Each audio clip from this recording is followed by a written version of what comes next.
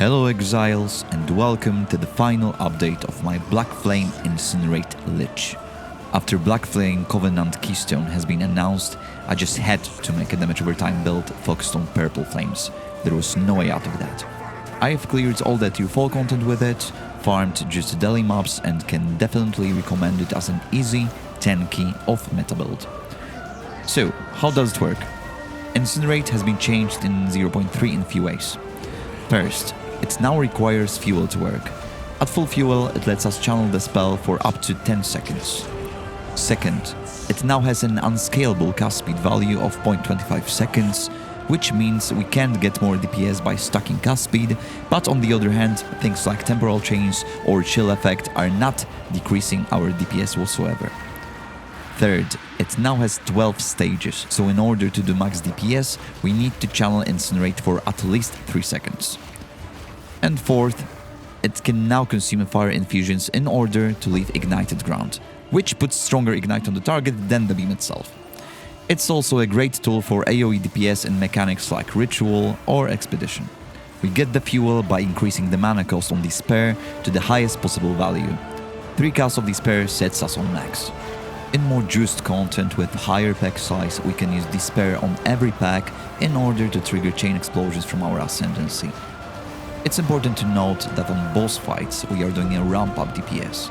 In the final version of the build, we stack up to 90% Wither effect, which takes around 10 seconds to hit the max value. Every 1% of Wither is 1% increased chaos damage taken by the target. We scale with spell damage, ignite magnitude, ignite dealing damage faster, Wither effect for bosses, and of course, plus 2 level of spells. The rotation on bosses looks as follows: Sigil of Power, Despair, Mana Potion, Ember Fusilade until the boss becomes targetable, Snap, Despair, and Incinerate. Ember Fusilade puts Ignite on the target, and Snap lets us stack fire infusions for our Incinerate to deal max DPS. On our passive tree, we use 2 sets of weapons. First is for DPS, and second is for duration of Sigil of Power and buffs to our curses. If you'd like to invest more in the build, you could drop the spell damage cluster to the top right and go for another jewel socket with either a rare jewel with maximum energy shield, increased ignite magnitude and additional stun threshold, or Prism of Belief with either +2 to level of Incinerate, which would give us roughly 400k DPS and would cost 16 divines, or you could go for +3, that would give us around 600k DPS and it would cost a minimum of 60 divines. This of course at the moment of recording this video. Remember that Blackflame Covenant, despite converting 100% fire damage to chaos damage, doesn't change the tag of fire spells. That's why we want to increase the level of fire spells and we don't care about +2 chaos skills. In our Ascendancy tree, we take Eldritch Empowerment for more DPS, Soulless Form and Eternal Life for defenses, and Rupture the Soul for clear. If you feel like you lack some DPS, then feel free to change Rupture the Soul to Necromantic Conduit. When it comes to gems, you can look up everything in the written guide linked in the description, and I'd just like to say here that I strongly recommend putting Incinerate right below Sigil of Power for easy swap of mobility and consider casting for bosses. Use mobility while mapping only when you have enough damage, otherwise it's not worth it.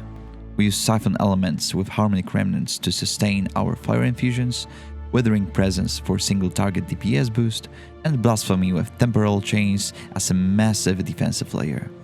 The build doesn't require any uniques to work. You can take Atziri's Disdain for more defensives as it synergizes really well with our Eternal Life node, meaning that all the damage that bypasses Energy Shield simply doesn't count. Otherwise, just use High Energy Shield Helmet.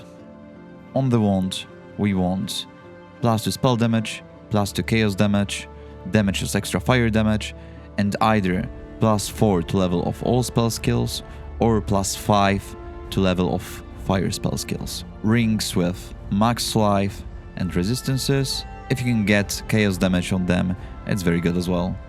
High energy shield base with resistances, Amulet with +2 level of all skills, and as much maximum energy shield as possible. We also need at least 36 spirit. Focus with high energy shield, increased spell damage, and +2 level of all spell skills, which we can get from the Perfect Essence. I also like having increased energy shield recharge rate and faster start of energy shield recharge because we are not using Convalescence Aura. Gloves with high energy shield and resistances, and also on the higher end we want to desecrate suffix with increased magnitude of ailments you inflict, and also in sockets we want withered magnitude. If you have enough money to craft the gloves on 2 sockets base, it's most optimal. Simple heavy belt with max life and resistances. I recommend the heavy belt for increased stun threshold, as if we get stunned while channeling our Incinerate, we'd need to start over to get to the 12th stage. Boots with high energy shield and resistances. On the higher end, we want to craft the increased effect of socketed items, so the 50 movement speed boots. It doesn't really change much, as we lose movement speed while using Incinerate, but it's a nice addition. Charms for being stunned, immunity to freeze, and immunity to ignite, as it's the only damage over time left that can do anything to us. We want to have as high energy shield recharge per second and as low energy shield recharge delay as possible, as it makes our mapping much more comfortable. That's it for the video. Thank you for sticking to the end. If you decide to try out the purple barbecue, let me know how it goes. See you around.